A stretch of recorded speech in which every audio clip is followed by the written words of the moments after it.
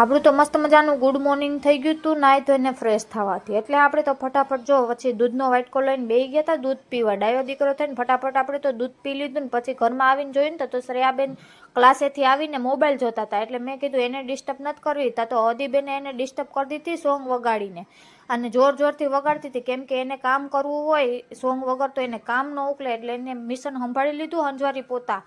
એટલે મેં કીધું તું સોંગ સાંભળે તો જ તારથી કામ થાય. તો મને કે હા તો જ મારાથી કામ થાય. મેં કીધું તો મને પગનું મસાજ કરી દે, હજી સોંગ વાગે હે ને તા.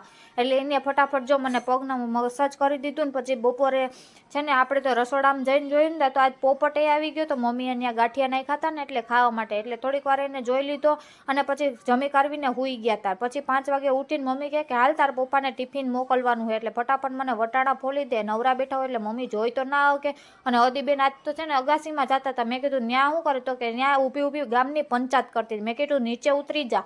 એટલે એ ફટાફટ નીચે ઉતરીને તો મહેમાન આવી ગયા હતા આપણા ફઈ. એટલે એને ચા પાણી પાઈ દીધા ને પછી આપણે નીકળી ગયા હતા મમ્મીને પકોડા ખાવા હતા એટલે લેવા માટે. અને ત્યાં જઈને જોયું ને તો હજી પકોડા બન્યા જ નહોતા. મને કહે બેન થોડીક વાર લાગશે. એટલે આપણે થોડીક વાર ત્યાં ઊભા રહ્યા. મેં કીધું ફટાફટ બનાવી દો, મારી મમ્મીને બહુ ભૂખ લાગી છે. એટલે ફટાફટ પકોડા લઈને ઘરે આવતા રહ્યા. ને મમ્મી કહે કે મારે એકને જ ખાવાના છે. મેં કીધું તો ખાઈ લે. અમને તો જો શાક ને ખીચડીને બધું આપી દીધું તો અમે ખાઈ લઈને. ત્યાં લગી તમે લાઈક શેર ને સબસ્ક્રાઈબ કરી દેજો. Tata bye bye.